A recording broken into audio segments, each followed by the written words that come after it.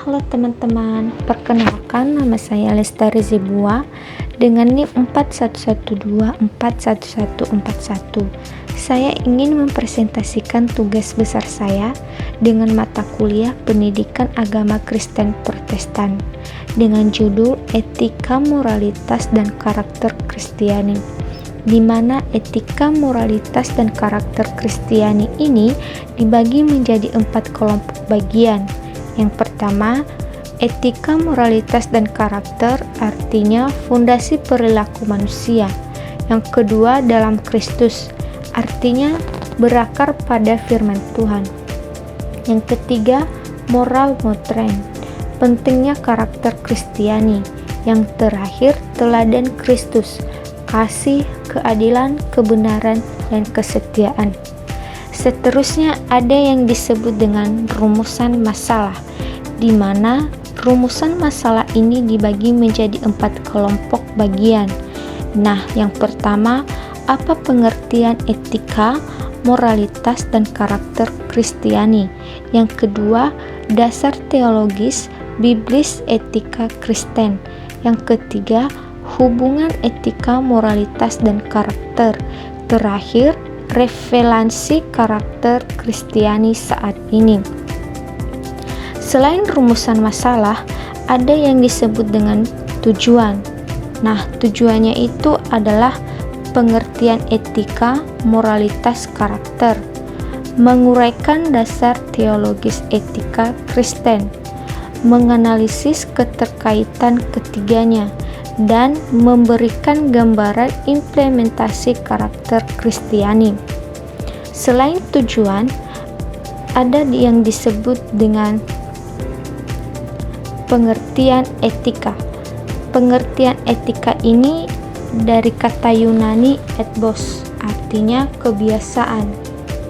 Etika juga disebut dengan refleksi kritis tentang moral. Etika Kristen artinya memahami dan melakukan kehendak Allah. Selain pengertian etika, ada yang disebut dengan pengertian moralitas. Pengertian moralitas tindakan manusia yang menunjukkan baik atau buruk. Aplikasi nyata dari etika, standar moral Kristen, artinya firman Tuhan. Pengertian karakter Kristiani, kepribadian dibentuk oleh iman dan ketaatan, meladani Kristus, kasih, teliti hati, setia, jujur, hasil pekerjaan Roh Kudus. Selanjutnya, dasar teologis etika Kristen. Dalam Perjanjian Lama, hukum Taurat, artinya hubungan dengan Allah dan sesama. Dalam Perjanjian Baru ada 2, hukum kasih dan hidup oleh Roh. Seterusnya ada yang disebut dengan teladan Kristus. Kristus menunjukkan kasih, kerendahan hati, keadilan, ketaatan kepada Allah. Seterusnya ada yang disebut dengan peran Roh Kudus. Roh Kudus membentuk karakter, menghasilkan buah roh, kasih, sukacita, damai sejahtera, dan seterusnya, membantu orang percaya melawan kedagingan. Seterusnya, ada yang disebut dengan hubungan etika dan moralitas. Etika artinya refleksi normatif, moralitas artinya praktik nyata, dalam Kristen artinya teori dan tindakan harus sejalan. Selain itu, ada yang disebut dengan karakter Kristiani dalam kehidupan kepribadian, disiplin rohani, integrasi, dan kesetiaan dalam hal kecil. Selain itu, ada juga yang disebut dengan karakter Kristiani dalam kehidupan sosial, menjadi terang dan garam, dan mewujudkan kasih, keadilan, dan kepedulian. Selanjutnya, karakter Kristiani dalam pelayanan. Pelayanan lahir dari kasih dan kerendahan hati, menolak ambisi pribadi, melayani Tuhan dan sesama dengan tulus. Selanjutnya, revelasi dalam kehidupan modern.